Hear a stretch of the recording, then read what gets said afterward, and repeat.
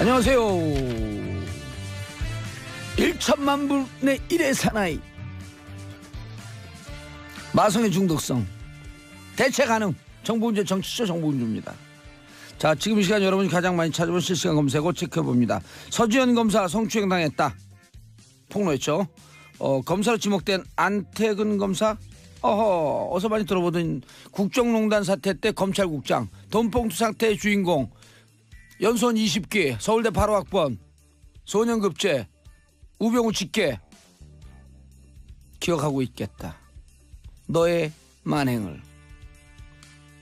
자, 사건 은닉 의혹을 받고 있는 최규일 검사 현재 의원이죠. 이름도 같이 검색에 올랐습니다. 자, 공공기관 채용 비리 946개 공공기관 4,788건 적발. 자, 이 중에 봉도사가 고른 오늘 실시간 검색어 안태근 검사 그리고 공공기관 채용 비리 비정상의 정상화 더피 머시 듣고 돌아오겠습니다. 머시 자비죠. 자비란 없다 너희들에게. 정보문제 정치쇼 1부 순서 들어가겠습니다. 아, 요즘 기분이 좋아요. 오늘 화요일이죠. 네. 얼마나 남았을까? 한겨레 20일 하호영 기자입니다. 죄송합니다. 예. 한겨레 20일 하호영 기자. 소개도 안 했어요. 너. 예. 얼마나 남았을까? 뭐가 남았을까? 라인 오브 포터. 일단 봄바람이 살랑 불면 온다고 하죠. 예. 봄바람과 함께. 봄바람 불면 쥐 하수관도 높고 그때 그렇죠. 되면 예. 경칩 때문은 개구리가 나오잖아요. 그렇죠. 경칩 때 개구리가 나오면 온갖 그 지저분한 짐승들은 다시 어디론가 들어가고. 그렇죠. 이렇게 오랫동안 해도 마이크를 못 찾아요. 그거 참 답답하다. 노력을 많이 하겠습니다. 네. 자, MB 국정원 대북 공작금으로 김대중 노무현 비위 뒷조사했다. 가지가지 했죠. 정말 대북 공작금까지 건드렸다는 겁니다. 어허. 예. 검찰이 이명박 정부 시기에 거액의 대북 공작금을 유용해서 김대중 노무현 전 대통령의 풍문을 수집해서 정보를 보고한 혐의로 최종업 전 국가정보원 3차장과 김승현 전 대북공작국장의 구속영장을 청구했습니다. 예. 이 사람들이 한 행위를 보면 진짜 입이 떡 벌어지는데요. 일단 드러난 것만 10억 원이 넘습니다. 서울중앙지검 특수 2부에서 밝혔는데요. 김대중 전 대통령과 관련돼서는 미국 비자금을 추적한다면서 담당 업무와 전혀 상관없는 사안에 대해서 대북 공작금을 썼고요. 예. 노무현 전 대통령과 관련해서는 노무현 전 대통령의 비리를 잘 알고 있는 측근을 해외에서 데려오겠다고 하면서 필리핀 당국에다가 뇌물까지 주면서 그 측근이라고 하는 사람을 추방용식으로 국내에 데려와서 소환 조사까지 했습니다. 물론 혐의가 없음으로 드러났습니다. 작전명도 웃겨요. 작전명이 데이비슨하고 연어인데요. 데이비슨은 김대중 전 대통령의 이니셜 DJ의 첫 글자 따서고요. 연어는 퇴임 후 고향 마을로 돌아간 노무현 전 대통령의 인생 역정, 인생 과정을 비유해서 그렇게 지은 것으로. 연어의 회귀. 예. 그렇게 돌아갔다. 태어난 곳으로 돌아간. 예. 그리고 이곳에 혹시 이명박 전 대통령 주위에 계신 분들, 이명박 대통령하고 연락하시는 분들이요. 이 방송 들으면서 이렇게 얘기하세요. 이런 게 정치보복이에요. 이런 그렇죠. 게. 예. 그리고 모 눈에 뭐만 보인다고요. 본인들이 정치보복하니까 지금 비정상의 정상화 범법자 잡는 걸 정치보복이라 그러는 거예요. 그러니까 정상적으로 대북 공작이라든가 해외 공작을 벌였어야 할 요원들까지 이렇게 대대적으로 음성적으로 얼마나 작전명도 조롱스럽게 했어요. 그렇죠. 데이비슨. 예. DJ 하면 알아볼까 봐. 예. 왜? 대충 그러지. 대추 뭐 이렇게. 대충. 예. 아휴, 연어. 씁쓸합니다. 예. 다시 말씀드리지만 여기에 쓰인 돈은 세금이고 아니라니까요. 귀하게 쓰이라는 대북 공작. 예. 허용 돈이라니까요. 정보주주 돈이고. 그렇죠. 제 돈. 그럼요. 무슨 자꾸만 세금이라 그러면 남의 돈 같아요. 그렇죠. 하호영 돈이고 제 돈이- 정봉주 돈이고 정한성 돈이고 전문수 돈이고 정태익 돈이고 누군지 모르죠. 예, 정한성. 우리 여기 다 관계자들. PD. 예. 예. 예. 보통 이제 매달 따면 그러잖아요. 네. 감독 누구누구 감독님께 감사드립니다. PD 누구누구께 감사드립니다. 그래서 예. 이름을 쭉 얘기해 주는 거예요. 아, 정한성 PD, 천문수 CP, 정태익 본부장. 이분들의 돈이에요. 이 돈 그렇죠. 찾으러 가야 돼 우리.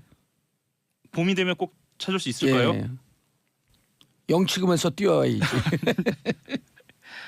예. 나쁜 사람들이다 진짜. 나쁜 사람들입니다. 정말 나쁜 사람들이다. 아주 나쁜 사람들이다. 검찰은 아예 네. 이게 개인 행동이 아니고 국정원 차원의 문제다라고 아주 분명하게 얘기했습니다. 네. 그리고 대북 공작금 자체를 특정 정치인의 비위나 풍문을 하기 위한 목적으로 쓴 것은 그 자체로 불법이다라고도 네. 분명히 밝혔습니다. 이거 어떻게 해야 됩니까 이 사람들. 지금 검찰에 조사 들어간 거죠? 예. 그런데 어쩔 수 없이 수사는 확대될 것으로 보입니다. 예. 불법 정치 개입이 단순히 이 한 DJ나 건만이 아닐 테니까. 그렇죠. 아. 예. 여론을 들여다 보면은요, 예. 한명숙 전 총리 같은 경우에도 사찰 당하지 않았느냐라는 이야기도 나오고 있습니다. 저는 760건의 그 대법원 문건 나오잖아요. 예. 제 재판과 관련한 한 기록이 거기 있을 것 같아요. 네. 재판 날짜를 어디로 하고 네. 그 배정을 이쪽으로 바꾸고 지금 이 말씀하시는 거는 대법원 블랙리스트를 말씀하시는 대법원 거죠? 블랙리스트에서 재판에 관여돼 있을 기록이 있을 것이다. 그렇죠. 그것도 조사해야죠. 그렇죠. 김명수 대법원장 조사하라고 얘기해야죠. 지금 국정원 말씀하시다가 예. 대법원을 말씀하셨는데 다르지 않아요. 그래서 정말 어이가 없기도 하고 답답하기도 하고. 그러면 예. 그리고 아까 우리가 오늘의 지금 실시간 검색어 서지현 검사 예. 이거 당사자가 안태근 검사 예. 전 장 국장이죠. 출신이죠. 예. 예. 법무국장 출신. 그렇죠. 요분 그뭐 외모 갖고 얘기할 건 아니지만 좀 이상하더라고요. 저 인상이 제가 초기에 있잖아요. 아, 그래요? 근데 안태근 검사가 8년 전에 했어요. 이 서지현 검사가 8년 동안 가슴에 안고 있었어. 얼마나 가슴이 아팠겠어요. 아, 그렇죠. 그러면 안태근 검사 누가 수사합니까? 수사할 사람이 없어요. 검찰을 검사를 어떻게 수사해? 평검사가. 그래서 필요한 게 공수처가 공수처가 필요합니다. 필요한 거예요. 예, 그렇습니다. 공수처가 이래서 필요한 거예요. 맞습니다. 서지현 검사라고 하는 한 여성 검사의 인권을 살리기 위해서 한 여성 검사의 인권은 곧 우주의 인권이다. 우주의 인권이다. 그러면 예. 에휴, 참 나쁜 사람들이다 진짜. 어떻게 그리고 노무현 대통령 죽음으로 몰아놓고 그러고 나갔고. 연어라는 작전명도 그래서 그러니까요. 뭔가 좀 슬프네, 슬퍼. 예, 씁쓸하죠. 고향 마을로 돌아갔고 농사 짓겠다고. 예. 다음 소식 전하겠습니다. 세월호 얘기입니다. 세월호 또 특조위 방해. 예. 아, 참. 그때 우리가 문제 제기했더니 다 어떻게 현실로 이렇게 돌아와. 그러니까 그랬을 것이다라고 얘기한 건 어김없이 현실이네요. 예, 우리가 이렇게 문제 제기하면서 우리가 스스로 반성하잖아요. 술 먹다가. 예. 우리가 너무 부정적으로 세상을 보는 것은 아니까. 혹시 우리가 하는 게 음모론이 아닐까 이런 그렇죠. 얘기도 예. 했었죠. 우리 그런데 너무 삐딱하게 세상을 사는 거 아닐까? 네. 하면서 우리 막 반성하고 울었잖아요. 울어 안주가 들러와가지고. 그렇죠. 예. 당시 3년 전입니다. 예. 새누리당 원내수석 부대표였던 김재현 의원 그리고 안 끼는데 요즘 없습니다. 조윤선 전 정무수석 아, 나 감옥 가고 좀 안타까워했는데 안타까워할 필요가 없어요. 세월호에도 등장합니다. 그러니까 이 자식 이런 이 부모들 아우 그 우리 아들하고 똑같은 97년생. 97년생입니다. 예. 벌써 97년생이니까 2018년이 넘었으니까 20살이 넘은 그렇죠. 나이가 되네요. 군대 갈 나이에. 예. 군대 작년서부터 군대 가기 시작했죠. 군대 가 계시죠? 그리고 실제로 우리 아이는 코너링이 좋아갖고 의경 갔어요. 코너링이 좋아요. 우병우성 얘기도 뒤에 지금 해야 할 것 예. 같은데. 예. 그리고 해양수산부 고위 관계자 이렇게 세 팀이 만났습니다. 세월호 특조위 방해 공작을 논의한 사실을 검찰이 확인했고요. 이것을 총지휘한 사람이 이병기 청와대 비서실장입니다. 저는 이것을 보면서 느낀 게 도대체 뭘 그렇게 감추려고 했을까? 그래서 청와대 비서실장까지 나섰을까라는 생각이 듭니다. 예. 구체적으로 좀 보면은요. 2015년 1월에 김재원 새누리당 원내수석 부대표가 세월호 특조위를 세금 도둑이라는 표현을 썼어요. 이게 프레임이 잡혔어요. 실제로 예. 이 세금 도둑이라는 표현이 프레임이 잡혀서 프레임이 딱 잡혔죠. 예, 보수 진영, 보수 언론에서도 이것을 세금 대대적으로 도둑. 인용을 예. 했습니다. 이 3자 회동에서는 조윤선은 또 뭐라 그랬나요? 조윤선 별 얘기 안 했어요? 그렇죠. 일단 컨텐츠 나이데스. 그게 뭐죠? 컨텐츠 아리마세요. 컨텐츠가 없다. 뭐래도 컨텐츠가 없다. 그렇죠. 묵묵히 수행한다. 예. 묵묵히 열심히 이병기 수행한다. 국정원장은요. 이병기 뭘 했어요? 여기는. 총지휘. 총지휘를 한 거죠. 그리고 3자 회동에서는 제로베이스라는 단어가 언급됐는데요.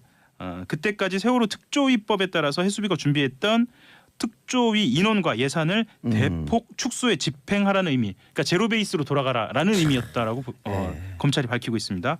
그리고 이전 실장이 조전 수석과 함께 기재부, 중앙인사처, 법제처 등 정부 부처를 전체적으로 움직였어요. 그래서 또한 예산과 인원을 줄이도록 지시한 진술도 확보했습니다. 말하자면 특조위를 망가뜨리려고 했던 겁니다. 인원하고 예산이 움직였다는 건 그건 망가지는 거죠. 아니 그 생때 같은 자식 이런 부모의 심정을 생각하면요. 네. 이게 인간으로서 할 수 있는 짓이 이게 악마의 짓이죠.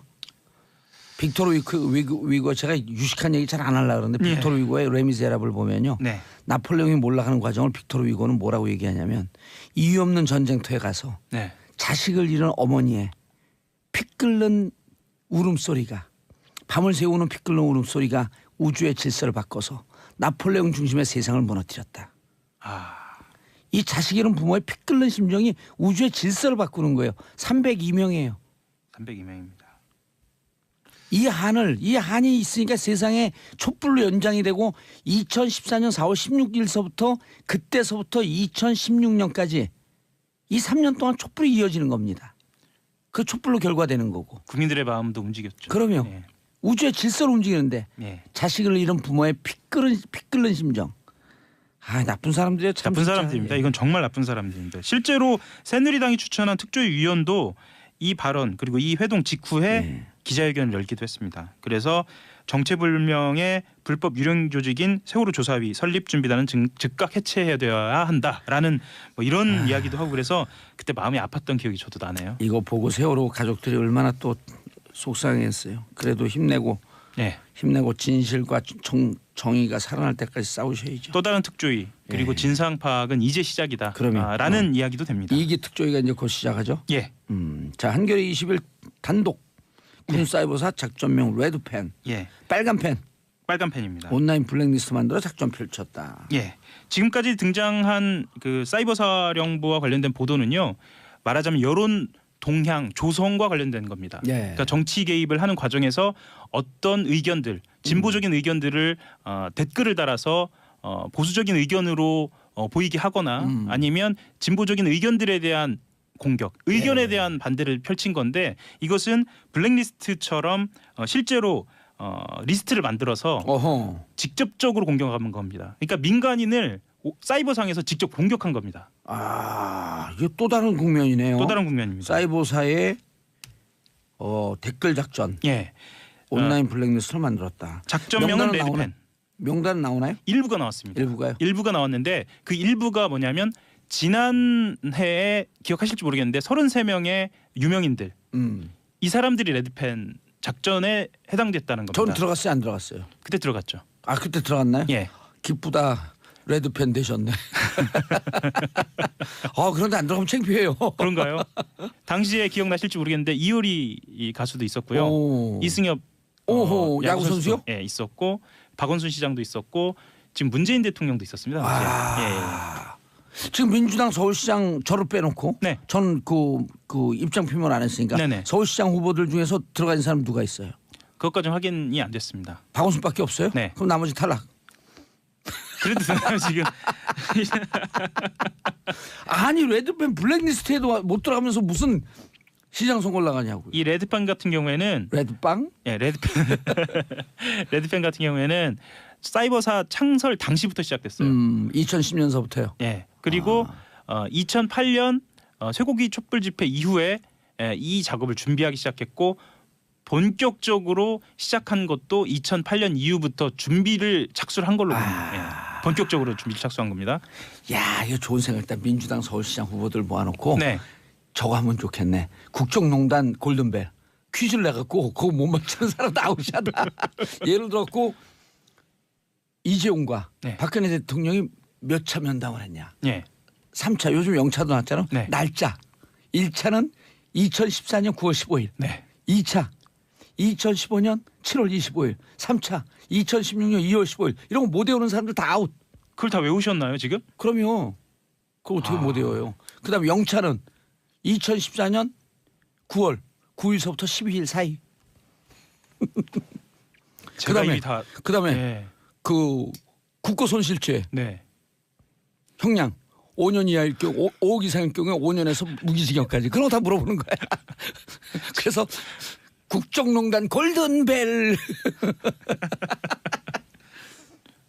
유익할 것 같습니다. 유익할 것 같죠. 예. 왜냐하면 네. 그 국정농단 있을 때 당신들의 시대적 정신은 어디에 꽂혀 있었냐 이걸 묻는 거거든. 그냥 장난치는 게 아니고. 그리고 실제로 하나의 역사이기도 하고요. 예. 역사에 대한 분명한 기억이기도 하니까 이건 기억하고 있어야 할 필요도 있네요. 그러면 예. 레드펜 작전 같은 경우에는 온라인 블랙리스트 규모 자체는 정확하게 알려져 있지 않은데 목표는 정해져 있습니다. 어떻게 정해져 있냐면 내부적으로는 종북 핵심 세력 3만 명이라고 했어요. 예. 그중에 1차 33명. 좋네요. 네. 그리고 근데 끝났어요. 끝났나요? 다음에 조금 더 내용 키워갖고 다시 오세요. 그러겠습니다. 자, 하영 기자 인사하시고요. 예, 한겨레 21 하호영이었습니다. 감사합니다. 예, 저는 2부 언니 뉴스로 돌아옵니다. 채널 고정하소서. 정봉재 정치쇼 2부 언니 뉴스. 자, 여성의 시각 엄마 언니의 시선으로 뉴스를 고르고 분석해 드립니다. 최민희 의원님. 안녕하세요. 예, long time no see you. long time no see. 예, 시간이 길다 할 얘기가 많고. 자, 양지열 양언니 양 변호사님. 이거 소개 멘트 좀 바꿔주시면 안 돼요? 엄마 언니 시선으로 하는데 그다음에 제가 나오는 게 이상하잖아요, 자꾸. 그래요? 근데 양지열 변호사님 2주 만에 보니까 예. 훤해지셨어요. 갑자기 잘생기셨죠. 빛이 막 나요. 왜 그래요, 갑자기 아니, 왜 그러세요? 그냥- 예. 그죠? 오늘 메이크업도 안 했는데. 근데 남자처럼 생겼죠. 목소리도 남자 같고. 맞아요. 근데 훤해지셨어요. 예, 훤해지셨어요. 조용히 있겠습니다. 너 샵 어디 다니니? 예.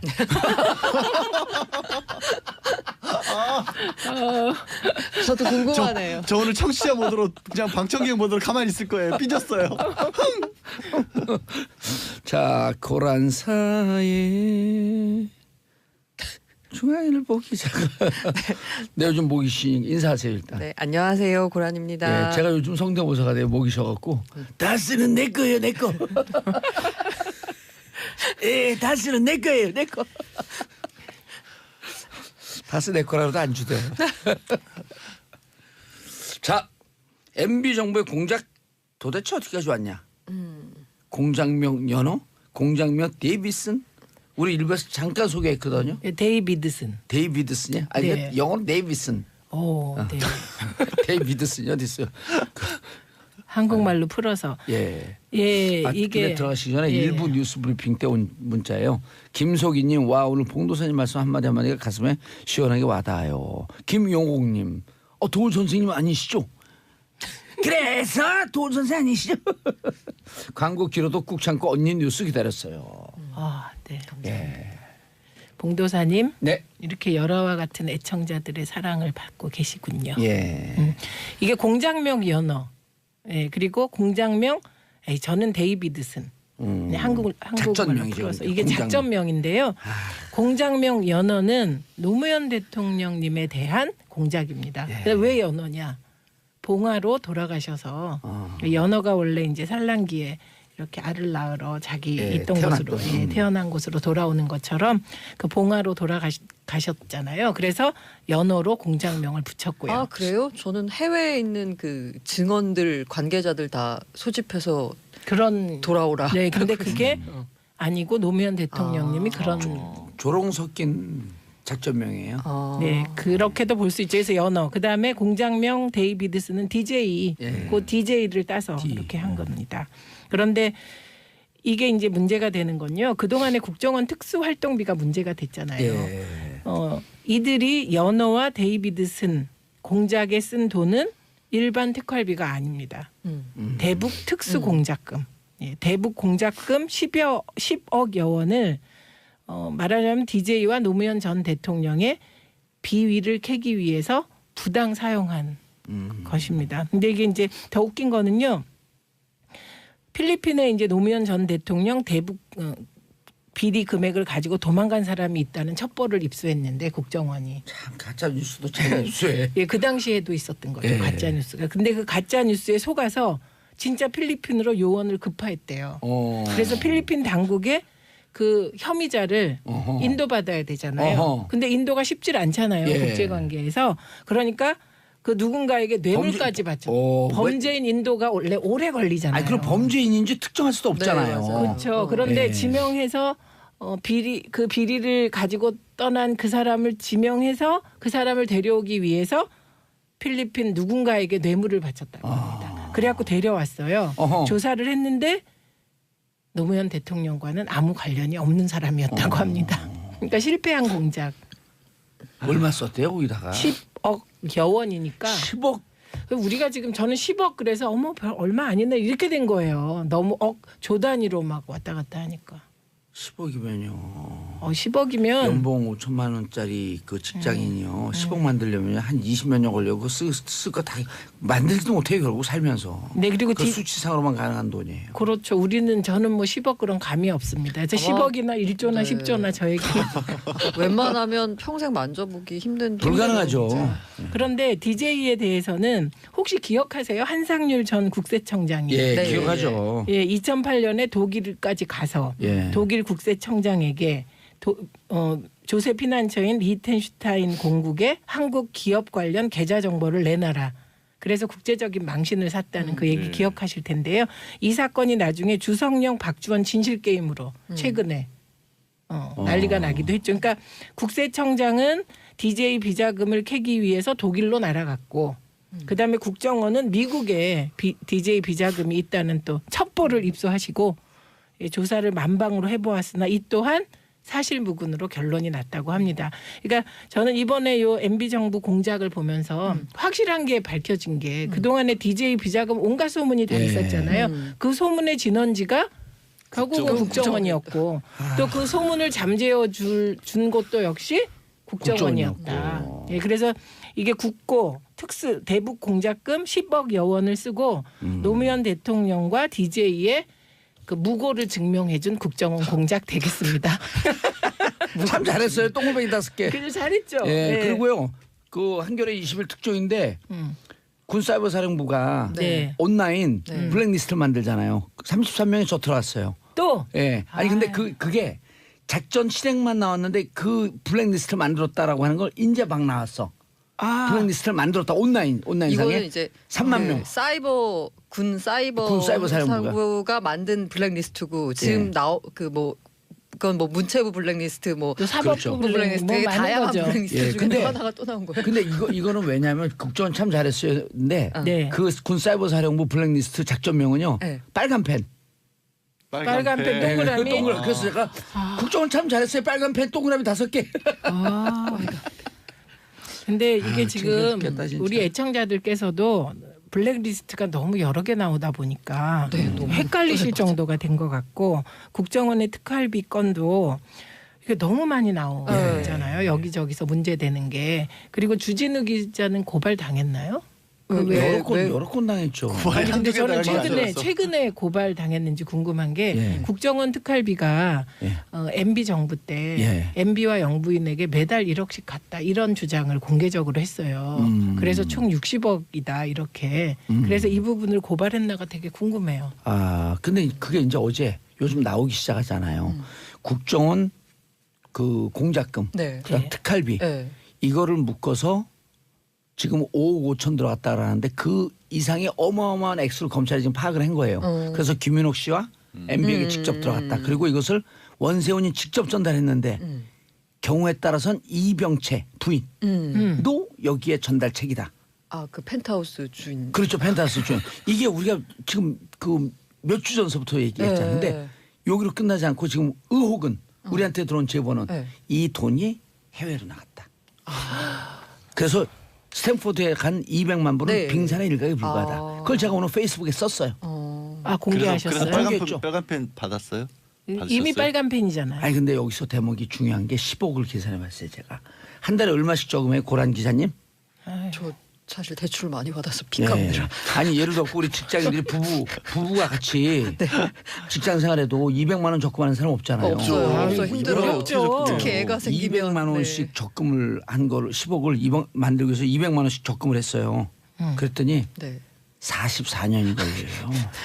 그것도 44년 동안 실업 상태가 한 번도 없어야 되잖아요. 그렇죠. 그리고 그래서 너무 많았고 150만 원 줄였어요.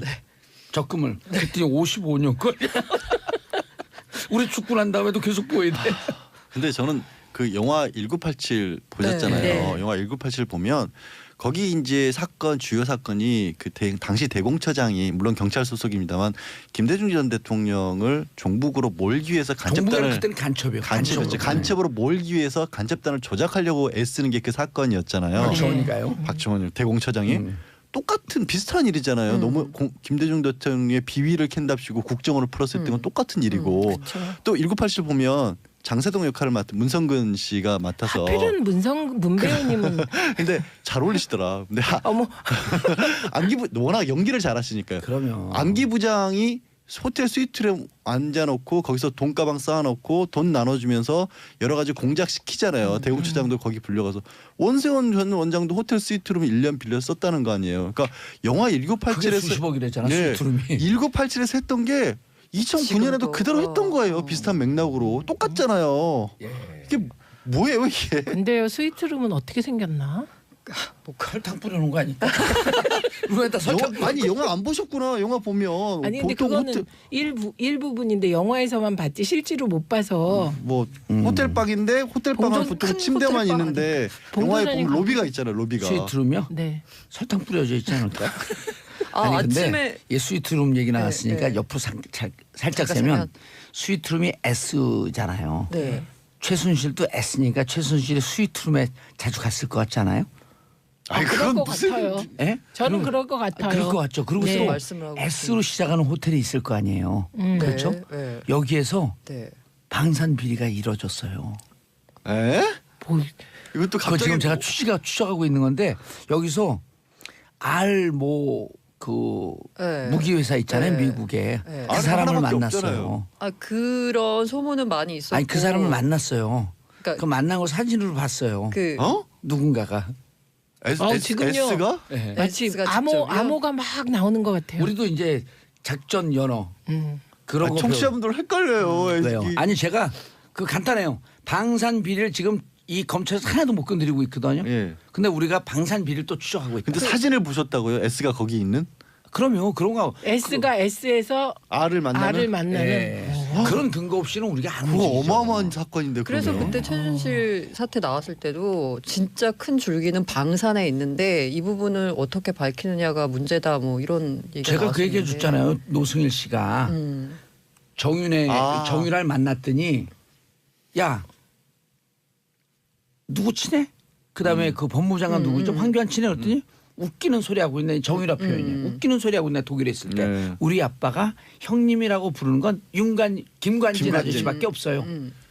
김관진 국방부 장관, 어우, 안보실장, 정윤회. 그건 어마어마한 얘기를 하시는데. 아니 진짜. 지금 이 얘기를 갑자기 정권 교체가 됐다는 게 너무 실감이 되는 거 있죠. 그러면 이 얘기를 공중파 라디오에서 하고 계시니까 그 실제로 실감. 아니 여기까지만 하고 우리가 추적 중이다. 그쵸. 네. 아니 제가 그 제2모 방송국에 가서도 한 얘기예요.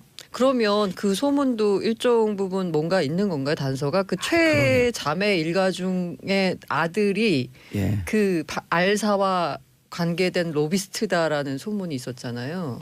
일단은 분명히 최 씨는 이제 나와요. 근데 이게 최 씨? 너무 방산 비리 너무 커서 네. 우리 이 정부 내 그 적폐 세력을 걸르고 그래도 방산 비리와 연결되어 있는 뿌리는 잘 끄집어내질 못하는 거예요. 이상하게 방산 비리는 문재인 대통령께서 강도 높게 비판했잖아요. 네. 이건 예. 반역이라 그랬나 뭐라 그랬죠? 예. 국가를 완전히 무너뜨리는 거예요. 근데 방산 비리 수사를 못 하잖아요. 그만큼 뿌리가 깊은 거예요. 제가 1월 4일 날 제2모 방송국에 가고 MB는 특활비로 무너집니다. 그렇게 예견을 했어요. 예언. 왜냐하면 그때도 우리는 알고 있었으니까. 노스트라다무. 아니 꽤 추적을 하고 있었으니까요. 아니 노스트라 봉이라잖아요. 봉스트라다무스. 봉스트라다무스. 그리고 제가 또 네. 그리고 2주일 있다가 네. 앞으로 여성 이름이 2명이 나올 겁니다 그랬어요. 김윤옥 나왔잖아요. 네. 곧 이병철 나올 거고. 그러고 보니까 진짜 그런 말씀하셨는데 그때는 그냥 뭐지?라고 오늘 했는데. 저도 하나 얘기하는 게 있어요. 그런 시작할 얘기요. 때 예. 얘기를 했죠 이미. 방청객 무드로 돌아서겠다 그러는데 오늘 그래야 될 것 같아요. 계속 말씀하세요. 아, 저 언니 귀여워 죽겠어. 깨물어 먹고 싶어.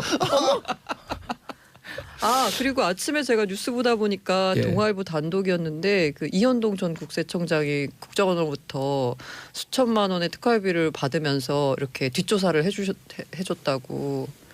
그렇죠. 네. 그러니까 이게 진짜 이 비정상의 정상화 어떻게 돼요 이게. 예? 자 3480님 노무현 대통령 너무 좋아했는데 듣고 있으니 소름 끼쳐요. 노무현 대통령님이 이렇게 뒷조사 하셨다는 게 아니고요. 노무현 대통령 뒷조사를 이렇게 당했다는 얘기입니다. 그러니까 그래서 소름 끼치는 네, 거죠. 소름 끼치는 건데 오. 근데 어쨌든 국정원이 노무현 전 대통령의 비리가 없다는 것을 확인해 준 게 연호 공작이다. 이렇게 정리하시면 근데 좋겠습니다. 아직도 가짜 뉴스는 돌고 있다라는 네. 것도 그럼요. 거기에 왜냐하면 그런 소문 더하기 그걸 확인하기 위해서 국정원이 출동했다까지만 만들어서 가짜 뉴스를 퍼뜨리는 거예요. 그때 국정원이 우리가 이렇게 뒷조사했는데 노무현 대통령 아무 비리 없더라. 김대중 대통령 비리 없더라. 이걸 밝혔으면 국정원이 제 역할을 한 건데. 그럴 리가 없죠. 그럴 리가 없어요. 이 연호 공작이나 데이비드슨 의도가- 공작을 진행하게 된 것이 촛불 집회 이후 네. 그리고 그 과정에서 광우병. 광우병 파동으로 MB 지지율이요 그냥 떨어지니까. 폭락하죠. 8% 그러니까 10% 이렇게. 민주개혁 진영에 흠집을 내기 위해서 네, 시작한 난왜 공작들입니다. 뒷조사를 했나 그랬어요. 그 사람들이 이상한 사람들이 다 나는 뒷조사를 하고 있고. 그러니까 진보 개혁 진영, 민주개혁 진영이 이렇게 부정한 사람들이다라고 그렇죠. 하는 걸 만천을 밝히려고 그러다 보니까 했는데 어머 이렇게 깨끗한 사람들이었어. 그러니까 결백을 증명한 사건입니다. 아니 지금도요. 그 가짜 뉴스에 뭐 문재인 대통령이 금괴를 뭐 갖고 이런 문수르. 예? 문수르. 문수르. 문수르 진짜 그 우를 옆으로 하면 만수르가 되는 건데. 네, 그래서 그 우리가요 그 문수르 씨라고 막 돌아서 저희 금괴 하나씩만 나눠주세요. 예. 뭐라고 하시던가요? 금수저 하나만이라도 나눠주고 금수저 물구라도 좀 다녀보게. 그 있잖아요. 허허허 이렇게 웃으시는 거. 자 다음 뉴 아. 고랑 기자님 정말. 현직 검사 아유, 성추행 피해 아니 사실 이게 안태근 이런 검찰국장. 예. 사실 이 검사 서지현 검사 이제 어제 아침에 보도가 나올 땐 서아무개 검사 그다음에 안모 검사 이런 식으로 나왔는데 지금 이름이 다 그냥 나왔죠. 예. 서지현 검사 이분께서 어제 아침에 그 검찰 내부통신망 이프로스라는 데 글을 올리셨어요. 그 미래 범죄의 용기를 주어서는 안 되겠다라는 간절함으로 이렇게 힘겹게 글을 쓴다라면서 본인이 날짜도 아주 적시하셨더라고요. 그러니까 그걸 8년 동안 용기 있는. 예. 8년 동안 잊지 못하고 계속 갖고 계셨던 거잖아요. 2010년 10월 30일 한 장례식장에서 벌어진 일을 이제 글을 쓰셨는데 그러니까 아니 저는 약간 이해가 안 되는 게 이 장례식장에서 이런 사람도 성추행이 많은데. 벌어진다는 거 상황이 잘 이해가 안 되는데 그것도 장례식에. 네. 장례식 그렇죠. 그래서 이제 그 안모 검사 이름이 아예 다 나왔으니까 말할게요. 안태근 검사라는 분이 와서 강제 추행을 한 거죠. 뭐 허리를 감싸 안고 계속 엉덩이를 만지고 장례식장에 사람들이 이렇게 많은 데서 아유, 정말. 라는 글을 올렸고 그 글을 굉장히 많이 파장이 됐고 어제는 저는 정말 그 용기가 대단하신 게 어제 JTBC 방송에 직접 나오셨어요. 본인이. 아하. 나와서 본인이 직접 그 상황을 상황과 증언하고. 그다음에 본인이 받았던 피해와 본인이 왜 이렇게 8년이 지난 시점에서 왜 이런 말을 하게 됐는지에 대해서 다 직접 얘기를 했어요. 그래서 오늘 아침에 보니까 안태근 실검 1위에 오르셨더라고요. 뭐 서지현 2위쯤 되시고 그다음에 같이 있었던 이거 사건을 덮고 이 서지현 검사에 대해서 인사상 불이익을 줬던 당시 법무부 검찰국장 이 최교일 이분의 이름까지 이제 다 오르내리면서 사건이 이제 수면 위로 올라왔고 이에 대해서 문무일 총장이 아침에 보니까 사안이 굉장히 엄중함을 알고 있다. 관련자를 확실히 처벌하겠다라고 아하. 이렇게 말씀을 하셨습니다. 지금 안태근 누가 좀 검색 좀 해주셨으면 좋겠는데 안태근 검찰국장 네. 그때 이제 그 돈봉투 사건 때문에 만찬으로. 돈봉투 만찬 때문에 지금 그 그만뒀어요? 네. 옷을 벗었어요? 검사 옷은 벗었습니다. 예, 본인이 오. 그 이렇게 성령으로 이렇게 안수한다 네, 그러면 네. 뭐 그런 거를 받으면서 검사 옷도 벗고 네. 그거를 이제 하나님으로부터 용서도 받으셨어요. 그래서 그게 그 미량을 생각나게 하는. 서지현 검사가 되게 화났던 부분 중에 하나가 마지막에서 이런 그 이제 인터뷰에서 이런 말씀하셨어요.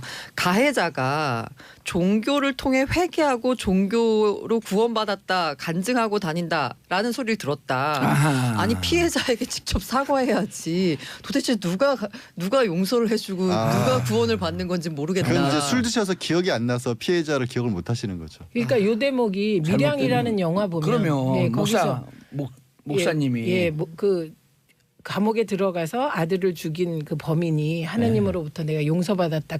그 얘기를 듣는 순간 전도연이 나오다 기절하잖아요. 그 장면이 떠오르더라고요. 잘못된 회계론이죠. 예. 예. 그런데 정말 이게 우리 그 서지현 검사. 서지현 검사 용기에 박수를 보내는 게 그런 말이 있잖아요. 과거의 범죄를 어설프게 네. 처벌하면 미래에 더 큰 범죄에 용기를 주는 그렇죠. 것이다. 그 얘기를 딱 했네요. 거기서. 네. 처음 시작을 그렇게 하셨고요. 네. 이제 이분이 얼마나 이제 고민을 많이 했겠어요. 8년 동안. 8년 동안 고민해서 내부 통신망에 올렸고 이 내부 통신망에 올린 것만으로는 그 주변에서 그렇게 얘기했었대요. 주위에서 피해자가 직접 나가서 얘기를 해야지만 진실성에 무게를 줄 수 있다라고 해서 자기가 본인이 직접 나왔다라고 했는데 글을 쓴다는 것도 물론 엄청난 용기지만 직접 나온다는 건 정말 그러면 정말 그렇죠. 어마어마한 용기거든요. 근데 너무 가혹한 용기를 우린 그 요구한 거고 어찌 보면 내부 통신망에 쓰면 네. 저거는 거짓을 얘기할 수 없는 거 아니에요. 네. 그렇죠. 그 정도만 해도 우리는 그 용기에 박수를 고란 기자님 울라 그랬어. 난 너무 나는 우세요. 울고 싶은데 울어야 돼요. 엉엉 우세요. 엉엉. 아, 네네. 예. 아이고, 왜냐하면 맞춰서. 같은 여성 입장에서 얼마나 동병상련의 그 감이 있겠어요. 이 기자들도 여기자들도 이런 성추행을 많이 당해요. 네. 그래서 문제가 되는데 네. 늘 유야무야 돼요. 왔죠. 예. 근데 이게 딸 저는 같아서 그렇대잖아요. 이런 일이 벌어진 박모 것도 캐디. 의장 캐디. 벌어진 웃으면 안 것도 되는데. 벌어진 거지만 죄송한데. 당시 상황에서도요. 정말 몇 가지 황당한 정말 있을 수 없는 일이라는 게 그때 장례식장을 지적을 했지만 옆에 있던 사람들이 법무부 장관을 포함한 검사들이었어요. 다 보고 있었어요. 보고 있었는데 말리지 않았다는 거예요. 양절 언니 예. 말리지 않은 얘기는 우리 3부에서 계속 하시죠. 네. 예. 벌써 끝났네. 자 광고 듣고 3부 돌아오겠습니다. 채널 고정하소서. 정봉재 정치쇼 언니 뉴스 최민희 의원님 양절 변호사님 고란 중앙일보 기자님과 함께하고 계십니다.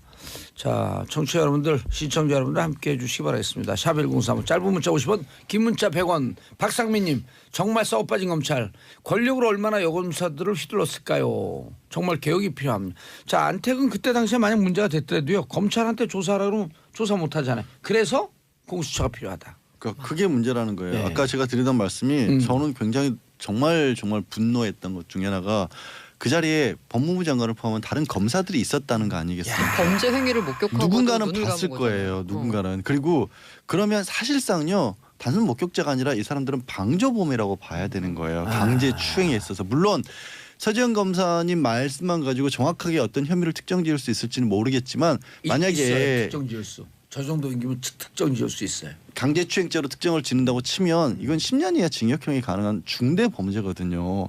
공소시효도 아직 남았어요. 어머머. 그러니까 이걸 어떤 걸로 하느냐에 따라서 좀 달라질 수 있지만 최악의 경우 그렇게까지도 볼 수 있는데 그런 사건을 눈앞에서 벌어지고 있는데 묵과했다. 더구나 2010년이면 어린 여검사예요, 사실은. 그러면 정말로 그 자리가 만약에 진짜 뭐 혹시라도 술에 취해서 진짜 그런 것 같아서 민망한 자리다라고 하면 뭐 기자 헛기침을 한다든가 아니면 서검사 잠깐 얘기 좀 하지 누가 데려가 나갈 수도 있었어요. 근데 어제 서검사님 얘기를 하시는 거 보면 상당 시간 지속되는데 그걸 아무도 안 말렸어요.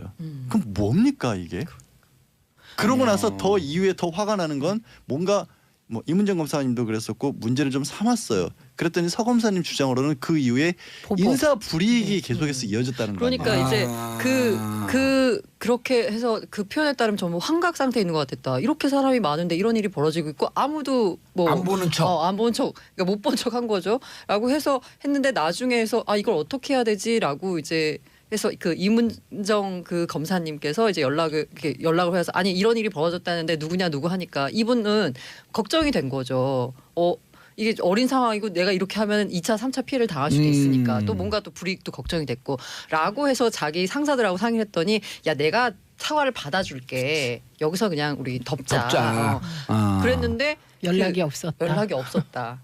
그러니까 소속 상관들 그 같은 지청 안에 있는 상관들은 야 미안하다라고 얘기했지만 정작 당사자는 사과가 없었고요. 예. 그리고 나서 2015년에 그 사무감사라고 있다고 하는데 그러니까 이게 얼마나 일 처리를 잘했냐를 감사를 하는데 이분께서 그 일이 있기 전까지는 법무부 장관상도 받았고 두 그 번 받았답니다. 이후에도 이렇게 두 번이나 받은 전력이 있는 그런 일을 못하는 사람이 아닌데 지적을 받고 그리고 예. 통영지청으로 발령이 난 거죠. 근데 인사 어제 불이익을 당한 거죠. 네, 예. 그렇죠. 안택은 전 검찰국장에 대해서 잠깐 설명을 하면요. 우병우 대학교 1년 후배예요. 연수원 1년 후배. 대학교 3학년 때 사법고 실패한 연수원 20기.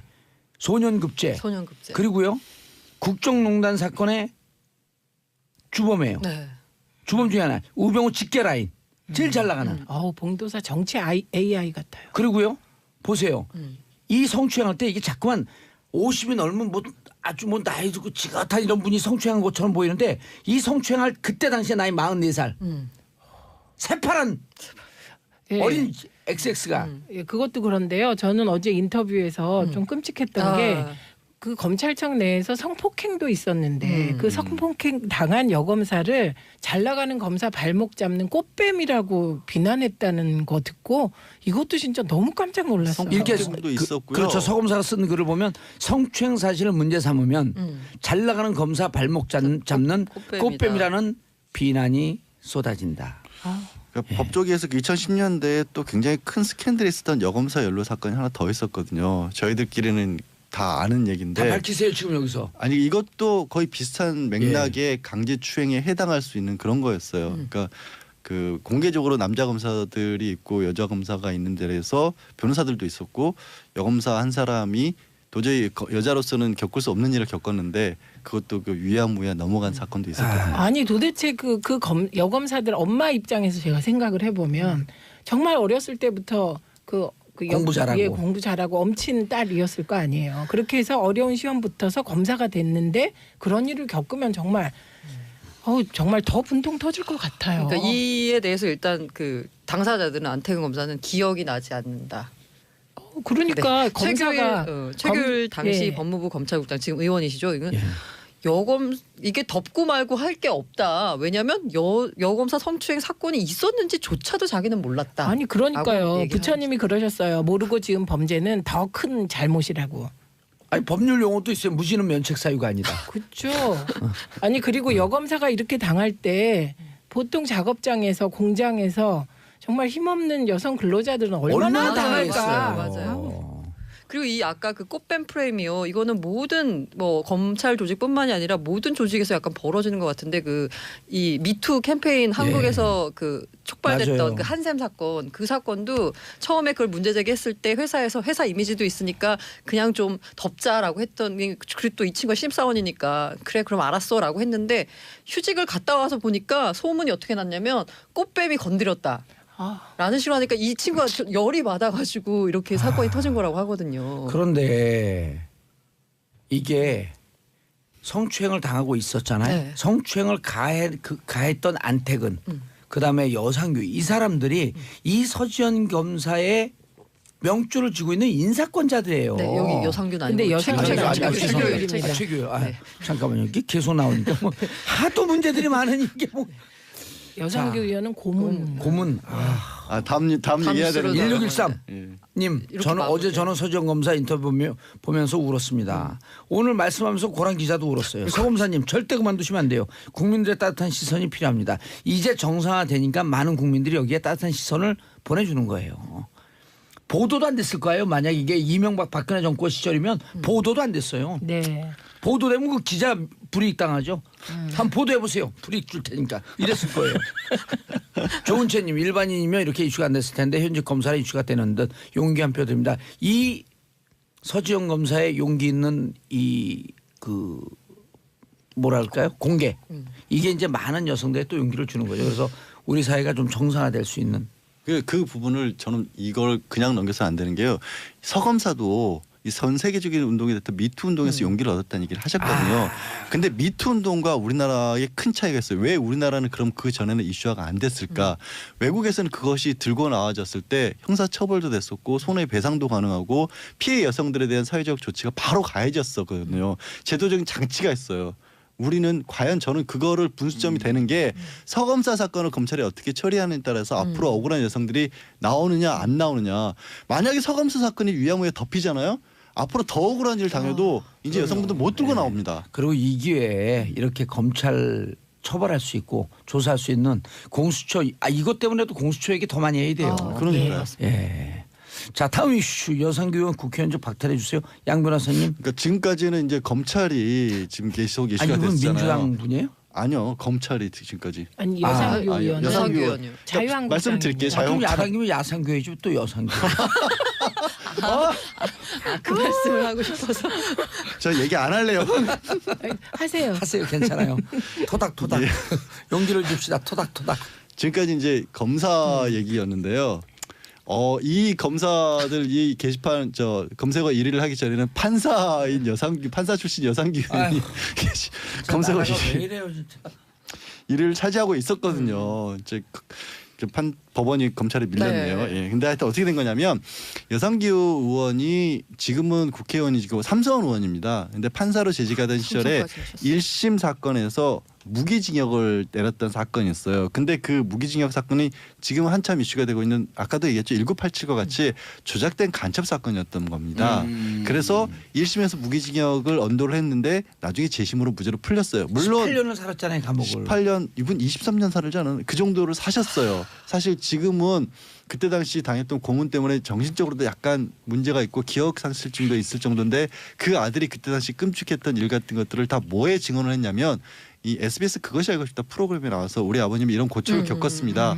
어떻게 당했는지는 제가 말로 옮길 수가 없어요. 너무 뭐 끔찍한 일이라서. 근데 그거를 이제 취재진이 여상규 의원에게 전화를 겁니다. 1심에서 무기징역 했는데 이분이 재심으로까지 나왔다. 이것에 대해서 어떻게 생각하십니까? 마음이 아프지 않으십니까? 그랬더니 뭐라고 하냐. 웃기고 있네 이 양반이. 내가 전화 그때 끊어버렸죠. 재판이 일주일에 10몇 개씩 처리를 했는데 그걸 어떻게 기억을 하냐는 투로 받아들인 겁니다. 근데요. 일본에 갑자기 소개시켜 준 일화가 생각나는데 일본 사법부에 굉장히 그 어떤 신화라기보다 그 사법부의 전통을 지켜주는 유명한 얘기가 있는데 일본의 법조 초기에 판사 한 분이 자기가 1심 재판 때 재판을 잘못해서 한 사람을 억울한 사람을 처벌한 걸 알고 거기서 법복을 벗고 머리를 깎고 절로 들어가요. 그러면서 평생을 참여하면서 법관들의 문제점에 관한 글을 계속 일본 사법부에 써서 보내셨던 일화가 있거든요. 자기 그렇게까지 바라지도 않아요. 재심인에서 무죄가 나왔다는 얘기는 그때 1심 법원이 잘못됐다는 거잖아요. 네. 근데 이분은 뭐라고 얘기를 하냐면 아니 재판이 너무 많은데 이게 고문 때문에 한 건지 내가 어떻게 하냐 이렇게 나오는 겁니다. 한 집안은 풍지박산을 내놓고. 멀쩡한 사람이 20년 가까이를 근데 안태근 국장이나 이 그 여상규 의원 같은 사람들은요 머리 깎고 절에 들어가면 안 돼요. 불교 적폐 원인이 돼요. 근데 저는 이 여상규 의원의 그 반응을 보고 진짜 서글펐어요. 왜냐하면 정봉주 의원님도 당해보셨겠지만 이 고문이나 구타당하는 거 있잖아요. 그 경찰서나 네. 뭐 어디 끌려가서 그게 평생을 가는 고통이에요. 예, 그리고 그때 깜짝 놀라잖아요 자다가. 예, 그리고 저는 이렇게 처음에 시위 주동하고 들어갔을 때 경찰서에 끌려가서 하얀 방에 방치됐어요. 그게 얼마인지 저는 모르죠. 그때 공포가 제일 컸어요. 차라리 들어가서 때리면 좋아. 그런데 하얀 방에 방치된 고통이 지금도 있거든요. 그런데 이렇게 당한 사람들은 평생을 지고 가는 상처인데 야 당시에 검사는 뭐 반응이 여러 개 나왔고 네. 이근한의 경우는 예. 뭐 지금 저기 전도하고 다니시잖아요. 회개하고. 예. 그리고 회개한 척하고. 예, 판사가 이랬다는 게 그래도 그때 어쨌든 판사는 좀 피고의 입장을 들어주지 않을까. 그래서 많은 공안 사건의 관계자들 특히 납부거부들 같은 경우 예. 엄청나게 고문당하거든요.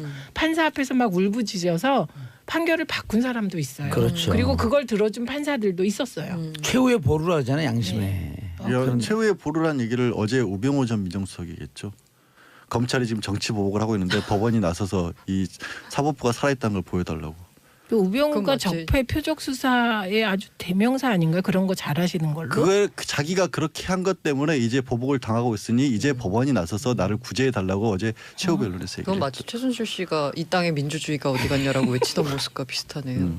자 고문 얘기는요. 저희 집안에도 이제 광주 사건 관련해서 광주 고문을 당했고 지금 이제 유공자이기도 한데 그분이 겪은 얘기를 해주시는데 이런 거예요. 요즘은 이제 지하철 자동 판매기지만 지하철 표 판매하는 네. 분 있잖아요. 서울 올라오셔가지고 수십 년이 지났잖아요. 이미 이제 유공자로 소원도 받고 표 판매원이 자기를 고문했던 사람이랑 너무 똑같이 생겼더래요. 근데 그 순간에 그냥 거기 주저앉아서 움직일 수가 없더래요.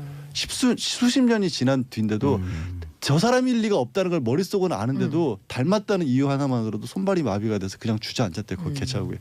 굉장히 강하신 남성분이거든. 제가 말씀드린 집안 어르신이 그럴 정도의 상처를 남기는 게 고문이에요. 아니 고문까지 안 가더라도요. 이렇게 그 밀폐된 공간에 우리가 밀폐된 공간 1평짜리 밀폐된 공간에 있으면요. 거기가 갇힌 곳이라고 하는 것을 느끼지 않기 위해서 벽에다 등을 안 대요.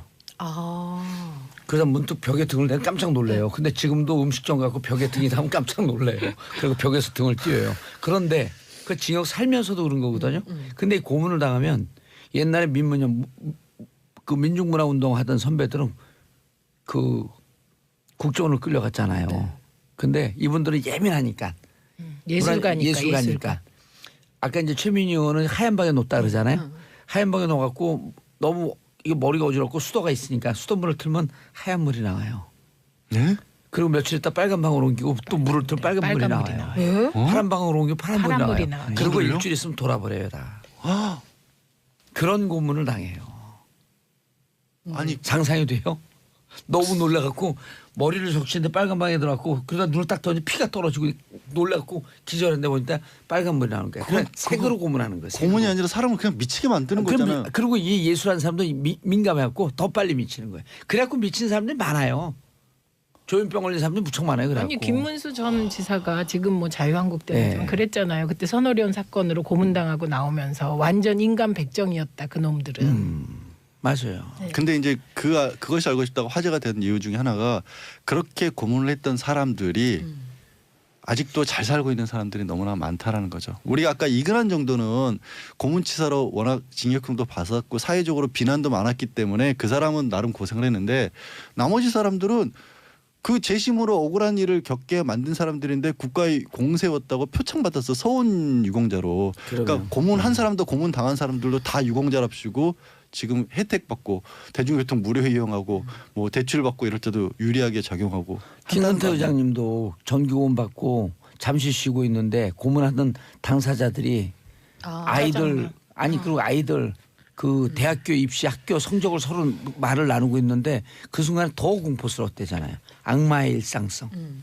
저 사람들도 악의 마치 평범성. 평범한 악마의 평범성. 그 얘기를 하는데 너무 무서웠다는 거예요. 아휴. 근데요 제가 놀란 건 또 김기춘, 안강근 그리고 특히 황우여 의원도 판사. 뭐 비슷한 일을 하신 그렇죠. 거예요. 아니 그러니까 그렇게 고문 받아갖고 법조인 쓴 사람들이 고문 받았다고 주장을 하는데도 외면한 거죠. 근데 황우여 그 의원은요 되게 부드럽고 평소에 만나면 그러셔요. 그래서 또 놀랐다니까. 그러니까 저도요. 개인적으로도 예. 친하게 지냈거든. 또 황우여 이분이요 왜 그런 관계 우리하고 연이 있냐면 김근태 의장과 그 네. 서울대 동기동창이에요. 그 친구예요 또 둘이. 그러니까 법원에서 판사들이 판단할 때 그때 당시 시대상에 비춰봤을 때 용기를 내서 이건 정말로 아니었다라고 말할 수 없는 경우들도 좀 있었으라고 저는 봐요. 누구나 그런 상황이 처해지니까. 그리고 실제로 만들어진 기록들 같은 경우 요즘보다도 그때는 피고인들 잘 안 봤거든요. 그냥 기록만 보고 재판하던 시절이었으니까 그럴 가능성이 있는데 그것보다도 저는 위에서 그거를 실제로 엮어낸 사람들 있죠. 김기춘 전 비서실장 같은 경우는 대표적인 거죠. 간첩단 사건 몇 개를 만들어냈거든요. 본인이 지시했고. 그런데도 그 사람들은 모를 수가 없어요. 어떤 과정으로 이게 만들어지는지를. 법원의 판사들은 비겁하지만 눈을 감았다고 한다면 이 위선들은 위에서 눈을 뜨고 보낸 사람이래요. 아니 그때 그 뭐죠 최승호 PD가 만들었던 그 공범자들 말고 그 전에 자백 영화를 보면 거기에 나온 기록만 해도 75년서부터 79년까지 그 국정원 대공 무슨 국장을 했었잖아요. 김기춘 씨가. 그때 제일 유학생 간첩단 사건 조작한 것만 23건이에요. 그게 지금 재심에 올라가고 15건이 무죄. 그것이 알고 싶다 해서 황우여 전 의원이 제작진에게 보낸 문자. 이연치를 모른다. 뭐 예의를 좀 지켜줘라. 지난 판결 내용이나 과정에 대해 판결로 말하는 것은 언급 안 하는 것이 지켜내려는 불문율입니다. 그럼 재심 청구는 왜 합니까? 저는 법원이나 검찰이 이런 부분들을 제일 빨리 바꿔야 될 것 같아요. 왜냐하면 무슨 핑계를 대냐면 사법 법적 안정성을 위해서 지난 일들에 대해서 법원을 자꾸 흔들어대기면 사법 체계를 국민들이 신뢰할 수가 없다라는 거예요. 아니요, 반성하는 모습을 보여주고 자기들도 잘못했으면 무릎 꿇고 빌어야지 그 다음부터 신뢰를 하죠. 그걸 그냥 덮어버리고 무시하는 것 자체가 사법 체계를 더 신뢰할 수 없게 만드는 요인이 그런데 아닌가요? 그 생각을 안 하는 거예요. 법적 안정성이라는 이름으로 왜 판결을 자꾸 뒤집고 하면 이게 법원의 권위가 사라진다. 반대라는 거죠. 아니 고문이 일상적으로 그 저지러졌던 그 사회 사실은요. 우리가 형법 내지는 재판, 형사소송법 가장 큰 이유가 뭐 때문에 만들어지냐면 고문 때문에 만들어지는 겁니다. 검사도요. 왜 검사 따로 놓고 판사 따로 놓냐면 고문하지 말라고 뚜기를 따로 놓은 거고요. 법정에서 우리 증인 신문 하지 않습니까? 구두로 서류를 안 하고 증인 신문을 하는 이유도 그 서류로만 꾸미다 보니까 꾸며내 가지고 오기 때문에 증인 신문 하는 거고요. 증거 재판 하는 이유도 옛날에는 다 나오잖아요. 그 매우 차라 진실 바른 대로 말할 때까지 그래서 그걸로는 재판하면 안 된다고 하기 때문에 만들어진 게 때문에 지금 법이라는 것 자체가 어떻게 보면 고문과의 싸움의 흔적인 거예요. 그렇죠. 기록인 거예요. 이거 지금 말씀하신 게 참여정부 때 사법개혁의 핵심이에요. 공판 중심주의. 예. 이현재 대법원장이 얘기했나요? 검찰의 공소장을 집어던져라. 아 그거는 이현재 대법원장이 아니라 누구였었죠? 양승태 이전에 누구였죠? 네. 갑자기 왜 이용환 이는 맞아 이 대법원장. 예, 하여튼 네, 그렇습니다. 이용훈 대법원장. 아 이용훈. 예, 이용훈 대법원장. 검찰의 공소장을 집어 근데 던지고 그거는 이제 검찰의 공소장은 민사 사건에서 검찰 공소장만 갖고 판단하지 말라라는 얘기였는데 그걸 또 검찰이 오해해서 우리 수사 기록을 왜 집어 던지라고 했냐? 그래서 또 법원하고 싸움이 났었습니다. 그래서 공판 중심주의로 가는 게 검찰이 수사하다가 네. 혹시 고문했을까 봐. 그렇죠. 직접 보고 판사가 판단하라는 거였죠.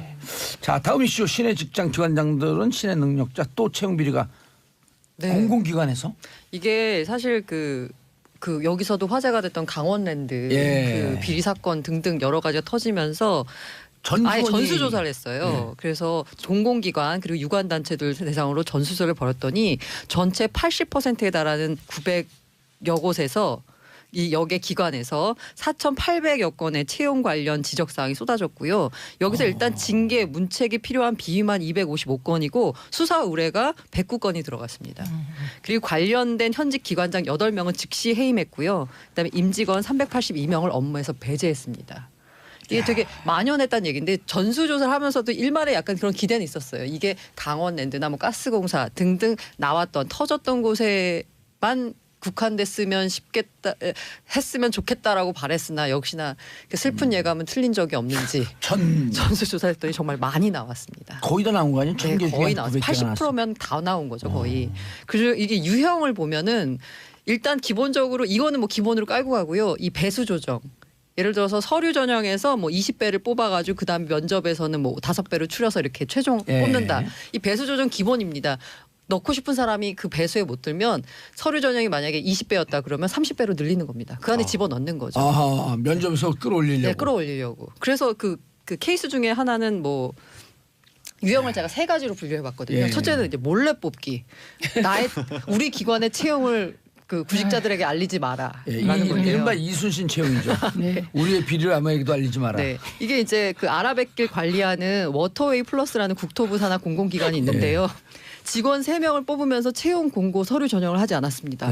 대신 회사 고위 인사가 이렇게 지정하는 사람들만 지원했습니다. 네, 그래서 이제 붙었고요. 그 다음에 이 두 번째 유형. 법무부 산하의 한국법무보호복지공단 역시 공단 홈페이지에만 채용 공고를 냈습니다. 그 채용 홈페이지를 들어가서 열심히 매일 보지 않고서는 도저히 이게 사람 뽑는지 안 뽑는지 알 수 없는. 그거 보나마나 딱 올렸다가 내릴 거예요. 자기가 지정한 사람 그 신청 얼른 내렸을 거예요 아마. 두 번째는 미리 뽑기. 소위 말한 내정이라고 하죠. 아예 다 정해놓는 거죠. 근데 되게 황당한 게 이 한식진흥원이었는데요. 서류를 내지도 않았는데 합격을 한. 한식진흥원? 네. 한식세계와? 그거는 두 번째 유형은 선행학습이 아니라 선행고용. 선행고용. 네. 세 번째. 세 번째가 그 특정인을 위한 패자부활전이라고 했는데 아까 말한 그 배수 조정 같은 건데요. 네. 예. 그래서 한국원자력의학원회라는 곳이 있습니다. 네. 그래서 이제 인사위원회를 열은 다음에 계약직 사원의 무기직 전환을 심사했거든요. 근데 여기서 심사를 했더니 좀 안 되는 것 같다 해서 탈락을 했습니다. 그랬더니 원장이 나서서 인사위원회를 다시 열어라. 오호. 라고 지시를 한 다음에 폐가발전이네 진짜. 채용을 반대한 인사위원들을 면접관에서 배제시켜버렸습니다. 아. 근데요 이번에 우리가 그 이제 마지막 유형은 무슨 유형인지 아세요? 패자부활전이 아니에요. 네. 골든벨 유형. 근데 우리가요 이전에 이 얘기 여러 번 했잖아요. 네, 맞아요. 예, 취업 비리. 근데 네. 그때 피해자를 구제할 길이 없다. 네. 그다음에 또 하나는 그렇게 비리로 채용된 들어간 사람. 사람들을 네. 쫓아낼 아웃시킬 수가 수 없다. 없다. 네. 그래서 걱정을 했는데 이번에 역시나. 300명 정도를 네. 아웃시키겠다. 아웃시키겠다고 오. 발표한 거는 고무적인 것 같고 그거는 또 피해자를 구제할 수도 있다는 그렇죠. 추가로 거잖아요. 또 모집하는 거니까. 그렇죠. 예.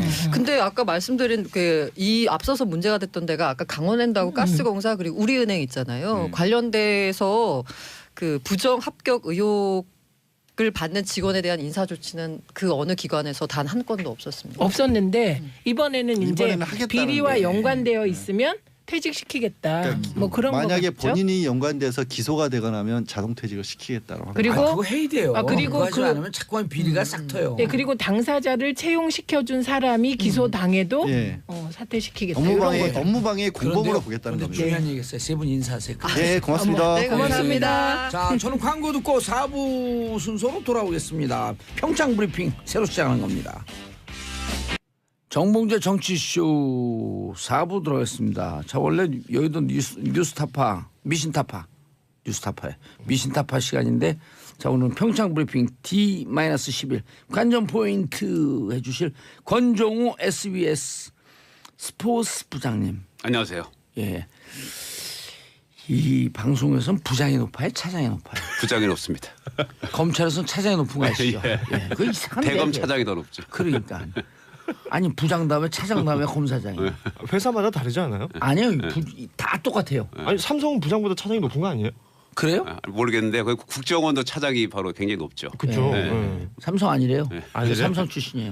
아 진짜? 예. 부럽다. 아니 옷에다 별 3개 달고 다녀요. 자, 고현준 만평 작가님. 네 반갑습니다 고현준입니다. 시사 만평이죠? 네 스포츠 시사 만평? 스포츠도 종종 그리죠. 스포츠 뭐 일이 있을 땐. 네. 안 팔려요? 근데 그림이? 근데 확실히 그 이슈가 따끈따끈할 때 네. 그 반응들이 많아요. 어제는 예를 들어 최순실 이럴 때. 뭐 그럴 때는 뭐 이게 저희 만평 그리시는 분들 대부분 그런 얘기 하시는데 태평성대일 때는 사실 그 소재가 많이 없는데 또 그 국정농단 때는 뭐 많아서 태평망대. 어제 같은 경우는 그 뉴스에 출연하셨던 그 서검사 이야기가 예, 뭐 어쨌든 서지현 씨요. 예, 오늘 뭐 가장 뜨거운 이슈가 되고 있는 것 같아요. 아니 저는 저 도와주는 분이 만평 작가인데 네. 지금 막 페이스북 이런 데다 글 쓰잖아요. 그거 하지 말고 내 캐리커처를 줄 테니까 내가 그 만평을 하는 거로 만평을 통해서 코멘트를 하는 걸로. 예. 이슈에 대해서 그래야지 관심을 끈다. 이러더라고요. 그래서 정치 쇼 하고 계시잖아요. 그래서 제가 그 좋은 생각인데 그대로 안 할게요. 그래서. 자, 노선영 심석희 논란 빙상연맹 왜 이러나? 네. 이게 작가들이 써준 거예요. 네. 노선영 누구죠? 노인성 선수는 우리나라 스피드 스케이팅 국가대표 여자 선수입니다. 예. 네, 올림픽에 3번 출전했고요. 이번에 나게 되면 이제 4번째 출전하는 그런 선수입니다. 그래서 사실은 예. 뭐 되게 이름이 많이 알려져 있는 선수라기보다는 그 과거에 그 안타깝게 유명을 달랬던 노진규 선수라고 쇼트트랙 선수가 있었어요. 올림픽 앞두고 그 골육종이라는 질병으로 세상을 네. 떠났죠. 이 노진규 선수의 누나로 많이 알려져 있었고 최근에 뭐 다들 뉴스 보셔서 알겠지만 빙상연맹의 그 좀 멍청한 그 행정 처리 때문에 국대 자격을 잃을 뻔했다가 그렇죠. 올림픽 출전 자격을 잃을 뻔했다가 다시 네. 이번에 이제 어렵게 복귀가 된 거죠. 지난주 금요일에 우리가 비정치회담 하고 있었거든요. 4부. 네. 그때 극적으로 러시아 선수들 2명이 빠지면서 그렇죠. 올라왔다. 마이너스 2였었는데 뭐 무슨 얘기인지 모르는데 내가 아는 척했어요. 마이너스 2였었네. 어떻게 된 거예요, 그래갖고? 예, 이게 이제 어떻게 되는 거냐면요. 그 노선영 선수가 나가는 종목이 팀 추월입니다. 단체 경기입니다. 3명이 이제 하는 경기인데요. 그런데 이제 그 국제 빙상연맹의 룰에 따르면 개인 종목 출전 자격이 있어야 단체 종목도 나갈 수 있다는 규정이 있어요. 아하. 근데 빙상연맹은 이걸 모르고 노세령 선수가 나갈 수 있다는 걸 그렇게 생각하고 있었는데 뒤늦게 발견했죠. 그러니까 이 선수는 몇 년간 모르고 있다가 계속 훈련만 하다가 올림픽 이제 열흘 앞두고 못 나간다는 얘기를 들었으니까 청천벽력이었죠. 개인 기록을 관리 안 하고 있었던 그렇죠. 선수네요. 예. 팀 관리 뭐 기억 맞습니다. 말씀드리냐고. 팀에서 그래서 역할을 이제 기억난다. 그래서 지난번에 우리가 빙상연맹을 빙상의 신이라고 부르잖아요. 빙신. 네. 빙신. 예. 빙신. 그런데 이제 다행히도 러시아 선수들이 도핑 때문에 두 명이 빠지면서요. 노세령 선수가 이제 올라왔습니다. 티켓을 예. 따면서 개인정보 티켓을 따면서 팀 치열에도 나갈 수 있게 되는 그런 일이 벌어졌는데 노세령 선수가 원래 이제 탈락이 확정되자 이제 올림픽하고는 미련이 없다. 그렇죠. 이제 지긋지긋하다 이런 말을 했어요. 예. 그런데 이제 갑자기 상황이 달라지면서 빙상연맹 회장님이 찾아갔습니다. 노세령을 직접 만난 건 아니지만 노세령 선수 부모를 찾아가서 정식으로 사과하니까 마음을 돌려가지고요. 노세령 선수가 어제 대표팀 훈련에 다시 복귀를 했습니다. 복귀했어요. 네, 그러니까 평창에 나옵니다. 그러니까 빙상 얘기만 하면 지긋지긋한 줄 알았더니 할만하네. 그래서 그 훈련에 복귀하면서 예. 오래전부터 출전하고 싶었던 올림픽인데 다시 기회가 왔는데 감정에 치우쳐서 기회를 잡지 못하면 후회할 것 같았다라는 입장을 내놨어요. 아 뭔가 묵직한 그렇죠. 마음의 울림이 느껴지네요. 네. 얼마나 그 선수들 최선을 다해서 몇 년간 준비를 할 거 아니에요. 그런데 그 여러 가지 우여곡절이 있었지만 결국은 선수는 경기장에서 뭔가 자신의 역량을 발휘할 때 그 의미를 더 하는 것 같아요. 근데 경기장에서 선수는 기록으로 말한다. 이게 그 빙상연맹이 이랬잖아요. 예. 스키협회도 이런 아니, 비슷한 빙상이면 아직 이게 끝나지 않았어요. 스키는 그 다음에 좀. 예. 곧뒤에 할게요 그러면. 네. 심석희 선수도 화가 나서. 여기 메달리스트 아니에요. 네. 그럼요. 그럼요. 고2 때 어마어마한 메달 그렇죠. 땄잖아요. 소치 때 금메달 땄죠. 소치 때 네. 고2인가 그랬었죠. 예. 그리고 키가 커갖고 넌 적절하지 않다라는 비난을 받으면서 키가 꽤 커요 진짜로. 175cm 정도 됩니다. 나하고 비슷하네 2m 안 되기는. 예. 분명히 큽니다 심석희 아니, 선수가. 2m 안 되기는. 아니 그리고 더 커 보이죠. 예, 예. 스케이트를 신었으니까. 그래도 워낙에 슬림한 그렇죠. 친구라 팔다리가 깁니다. 길어요. 예. 굉장히 길어 봤어요? 보이죠. 예, 저는 몇 번 봤죠. 인터뷰도 하고. 만평 그리려고요? 아니야, 뭐 방송 때문에. 예. 근데 그렇게 키가 크면 적절하지 않나요? 아니고 그런 건 아닙니다. 키가 크면 일단 그 단거리에서 순발력이 좀 떨어진다는 일부의 뭐 편견도 있는데요. 그리고 밖으로 튀어나가는 원심력이 뭐 근데 장거리에서는 더 강할 수도 있고요. 그걸 어떻게 일률적으로 얘기하는 좀 그렇습니다. 예. 선수마다 다른데요.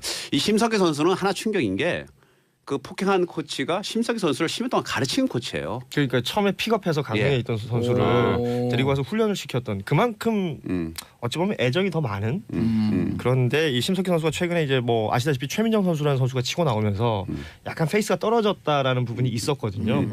그 부분 때문에 글쎄요, 그러니까 올림픽 가서 성적 낼 거냐 말까. 그러니까 성적이 얼마나 매몰돼 있으면 그렇게 가까운 코치 선수 간에 이런 일이 벌어졌을까 이건 안타까운 거죠. 공교롭게도 문재인 대통령이 진천 선수촌을 그날 방문 안 했으면은 이게 잘 드러나지 않을 수도 있었습니다. 왜 그러냐면 그 문 대통령이 방문하기 하루 전에 폭행이 이루어졌거든요. 예. 그리고 문 대통령 그 자리에 나왔어야 돼. 헤드 테이블에도 앉고 그렇죠. 예, 쇼트트랙 팀하고 단체 촬영할 때 에이스니까 당연히 나왔어야 되는데 그때 모습을 안 드러냈거든요. 컨디션이 안 좋아서 안 나왔다. 그때 뭐 이제 이런 기자들이 얘기가 이제 있었죠. 취재를 들어가면서 이게 발각이 된 겁니다. 예.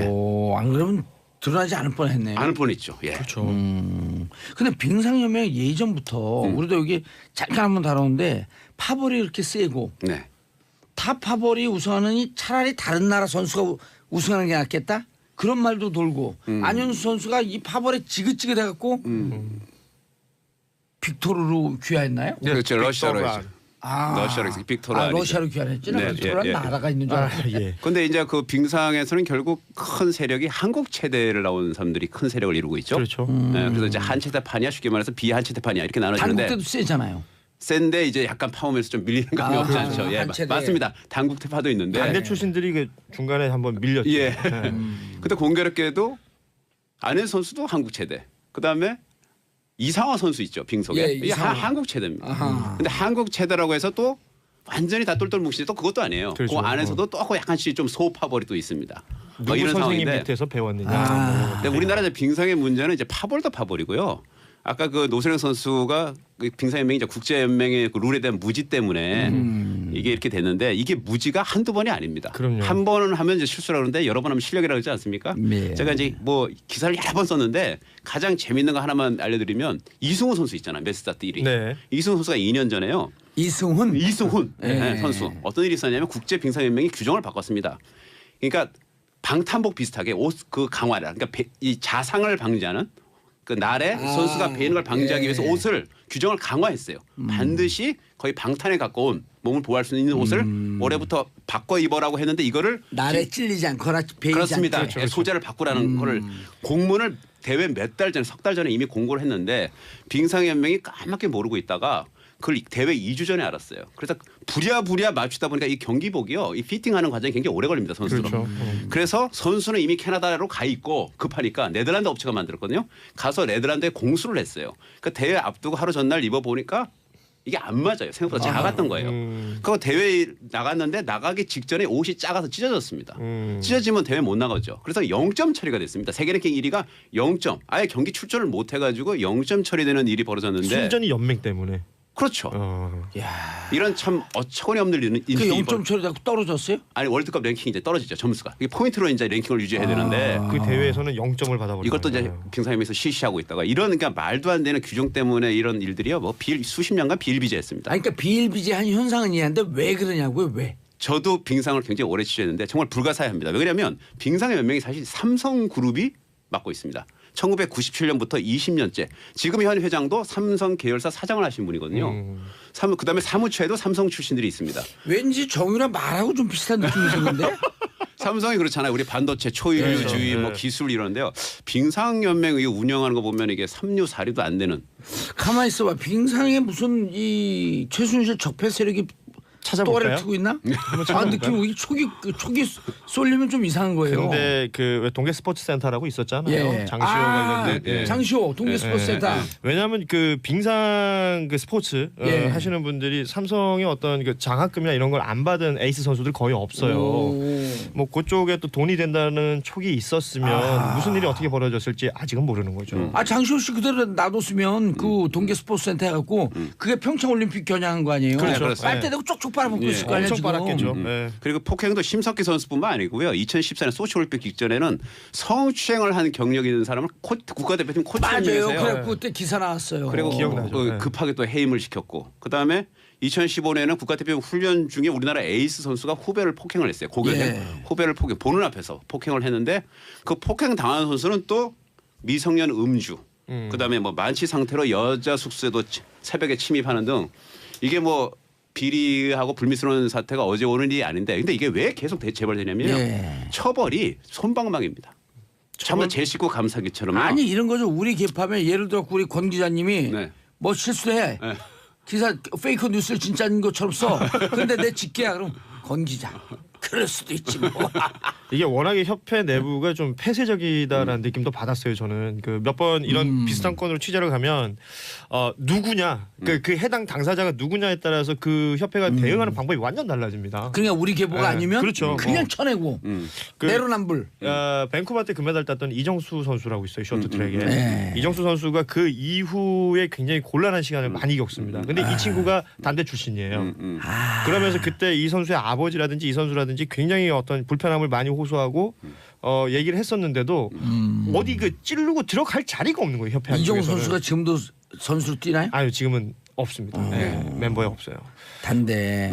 그러니까 이게 하나하나 케이스 찾아보면요 말도 안 되고 어이없는 게 엄청 많아요. 특히 이 쇼트트랙이 어느 날부터 그 메달 밭이 되고 그 뭔가 이게 동계 스포츠의 어떤 메인이 되면서 그쪽으로는 굉장히 많은 일들이 벌어지는데도 은폐업해되는 것도 굉장히 그렇죠. 많아요. 그렇기 때문에 이건 뭐 한두 번의 실수로 벌어졌던 일이 아니라 곪고 골맞던 것이 평창올림픽 앞두고 툭툭툭 다 터져 나온 것 같아요. 그리고 이런 것이 빙상연맹 내부의 파벌이 가장 중요한 원인 중에 하나다. 그 중에 이제 하나죠. 그래서 제가 물어봤습니다. 그 삼성 출신 이제 그 지평부한테 왜 이게 정화가 되지 않냐 이렇게 물어보니까 그 삼성그룹에서 이 경기인들을요 컨트롤해야 되거든요. 크게 보면 연맹이 두 가지야. 삼성 출신 사람들이 있고 순수 이제 경기를 했던 사람들 있잖아요. 운동선수 출신들이 근데 이 있고. 경기인들을 쉽게 말해서 관리가 안 되는 거죠. 그래서 경기인 중에 가장 힘센 사람을 앉혀놓고 대신 위탁 관리하게 하는 체제를 하다 보니 아하. 이제 어떤 일이 벌어지냐면 이런 부조리가 있어도요 선수들이 참는 이유가 뭐냐면요 특정인이나 힘 있는 사람들한테 한 번 쉽게 말해 속된 말로 찍히면 그 다음에 국가대표 코치 감독 못하니까. 나가서 체육과 교수 걸림돌이 생기는 거죠. 자기 장래가 위협이 되기 때문에 보통 그냥 맞거나 뭐 부당한 행위를 당해도 참는 일이 굉장히 많습니다. 야, 이게 정치권하고 그다음에 법조하고 너무나 닮은 꼴이 방금 우리가 2부 3부에서 서지현 검사 얘기 다뤘잖아요. 그렇죠. 네. 왜 8년 동안 입을 다물고 있었냐. 야 너가 그거 성추행한 거 문제 삼으면 잘 나가는 검사 발목 잡는 꽃뱀이라고 이거 취급받으니 또 불이익 당할 거 아니야. 그렇죠. 나라가 여기저기가 조폭입니다. 제가 보기엔. 이게 조폭 문화하고 다를 게 뭐가 있습니까? 적폐죠 적폐. 적폐입니다. 네. 적폐. 예. 조폭은 조폭 나름대로 생리에도 있죠. 있나? 하지 마요 그럼. 네. 그래서 없는 것 지금 같아. 뭐 시대 정신이 적폐청산 아니겠습니까? 제가 네. 보기에는 이 평창올림픽 끝나면요, 이 빙상계 체육계도요 좀 적폐를 확실히 청산해야 될 것 같습니다. 권종호 기자님께 오늘부터 미션을 드릴게요. 적폐 대상을요. 예. 좀 취재를 해다 주세요. 예, 알겠습니다. 구석구석 모르는 게 없으십니다 진짜. 예. 네. 근데 또 적폐하고 이렇게 친해지면 영당 안 내지 않을까? 예전에- 그럼 적폐 세력이 되는 거야? 예전에 재밌는 일 제가 뭐 취재하면서 알게 된 사실이었는데 예. 그 뭐 한참 정유라 장시호 얘기할 때요. 예. 장시호 씨가 고등학교 때 말 타는 영상을 우리 권부장님이 오. 과거에 취재했던 걸 예. 기억하셔서 끄집어냈어요. 그게 아니 그래갖고 연대 들어간 거 아니에요? 그 말 타갖고. 그렇죠. 그때 고등학교 때 승마 선수였잖아요. 그렇죠. 그 장면 말 타는 장면이 그 다 SBS만 있습니다. 오. 그걸 제가 기억을 해가지고 그때 한번 이게 그렇죠. 모닝와이드도 보도가 됐고 TV에 나온 적이 맞아요. 그리고요. 네. 그 SBS에서 정유라 어렸을 때 4학년인가 5학년 때 꿈나무로 그러고 SBS에서만 보도했어요. 여기 무슨 적폐 세력하고 연관되는 거 왜 이래 여기? 기억나시죠? 그건 아닙니다. 그건 아니에요. 그때 어떻게 알았겠습니까? 아니 뭔가 이상해. SBS 삼성 같은 S? 이거 아니죠. 이상한데? 예. 아무튼 잘못 튀었어요. 제가 보기엔. 그렇죠. 예. 그건 아니고요. 아니 근데 아까- 어떻게 정유라만 보도를 하냐고. 아까 그 스키협회 잠시 얘기했었는데 스키협회도 비슷한 일이 있었어요. 네. 24일에 그 결단식이 있었거든요. 그러니까 단복까지 입고 현장에 나타났던 국가대표 선수가 결국 대회 못 나가게 됐습니다. 이것도 역시 왜요? 스키협회가 규정을 잘못 알았어요. 그래서 뭐 예전에는 500위 안에 있던 선수가 올림픽 출전권이 있었다라고 그랬는데 이게 320으로 네, 바뀌었거든요. 예, 예, 예. 322로. 네, 그러면 180명이 없어지는 건데 그걸 모르고 있었던 거예요. 이게 알파인 스키가 이제 속도하고 기술 두 파트로 나눠지는데 이 파트에 이제 결국 남녀 한 명씩 4명이 출전할 수 있게 되는 거고 결국 단복을 입고 현장에 나왔던 경성현 선수는 결국 이제 올림픽 며칠 앞두고 올림픽에서 빠져버린 거죠. 경 무슨 선수요? 경성현 선수. 경성현 선수입니다. 그러니까 우리나라가 이제 그 평창 올림픽을 오래전에 6년 반 전에 이제 유치하지 않았습니까? 그럼 대한체육회도 이제 사실상 준비가 부실했어요. 제가 이제 어떻게 보면 몇 년 동안 아시다시피 김종 전 차관의 네. 일바 그 신년으로밖에 못했거든요. 대한체육회가 그러면서 올림픽 준비가 못했고, 그러니까 대한체육회 상위 밑에 그 빙상연맹과 스키협회를 제대로 관리 감독해야 되는데 그게 이루어지지 않았고요. 스키협회도 아시다시피 지금 롯데그룹이 다 하고 있지 않습니까? 스키는 지금 그렇죠. 예, 네. 회장께서 지금 계속 뭐 법적인 문제로 자꾸 그죠? 검찰청을 들락날락하면서요. 아니 그래갖고 그 롯데 제2롯데월드 보게 되면 그 끝이 두 개가 그렇게 뾰족 솟아있어요. 그게 스키처럼 보인다고. 네, 그렇죠. 스키 앞날처럼 보인다고. 그런 것 같기도 하네요. 그럼요. 그러니까, 스키협회로 생겨야 돼. 깔때기를 여기저기 다 갖다 대요. 아니 그리고 전체를 크게 보면 보드처럼 보여요. 보드 갖고 그 차 위에 이렇게 얹는 거 있잖아요. 그렇죠. 거기다 네, 그냥 캐리어. 예, 비슷하게 생겼네요. 그러고 보니까. 아, 그 롯데군요. 네. 근데 롯데도 스키협회를 맡고 있으니까 지금 정신없어서. 그렇습니다. 협회 자체가 제대로 운영이 안 되는 걸 수도 있죠. 예. 근데 정신없다는 건 핑계고요. 평상시에 정상적으로 기업 운영하면 왜 이런 봉변을 당하게. 봉변도 아니야. 정상적으로 당하는 거지. 이제 부끄러운 일이죠. 사실은 형제들끼리 왜 싸워? 네. 우애 좋게 지내야지. 자, 더 이상 선수들이 흔들리는 일 없어야 할 것. 예. 시 이제 작가들 써준 겁니다. 오 사라졌어 작가가. 자 평창 10일 남았는데요. 네. 이번 동계올림픽 관전 포인트 하이라이트 뭐 굉장히 뭘- 많습니다. 뭐 궁금한 거 물어보시죠. 쇼트랙, 네. 쇼트랙이요. 스피드 스케이팅. 아까 매스 스타트 이승훈 선수 유력한 금메달 후보. 그렇죠. 현재 세계 랭킹 아니 1위. 전 티켓 제가 장사 잘 개인적으로 되고 생각, 있어요? 예, 제가 개인적으로 생각할 때 장사 잘 되고 가장 예, 관전 포인트는요. 이상화 선수가 과연 3회 연속 우승을 하느냐 못하느냐입니다. 그렇죠. 이게 굉장히 동계올림픽에서요. 그 전에 우승했어요 이상한 선수가. 그럼요. 2회 연속 우승했죠. 2010년 밴쿠버, 2014 소치까지 다 예. 우승을 했고 오. 이번에 하면 3회 연속이 돼요. 3회 연속에 몇 메타? 500. 500m. 500. 최단거리. 어. 근데 이제 일본의 고다이라 나오는 선수가요 있습니다. 천천히 얘기해 주세요. 네. 일본에 누구요? 고다이라 나오. 고다이란 나오. 예. 그 이 선수가 있는데 이번에 아마 그 일본 대표팀 간판 선수인데요. 이번에 그 주장이라 그러던데 예. 국가대표팀. 예. 예. 몇 년? 고다이로 나와. 예. 나오. 나오. 나와. 고다이라 나오. 그냥 제일 먼저 나와. 예. 이러고 되게 빨라요.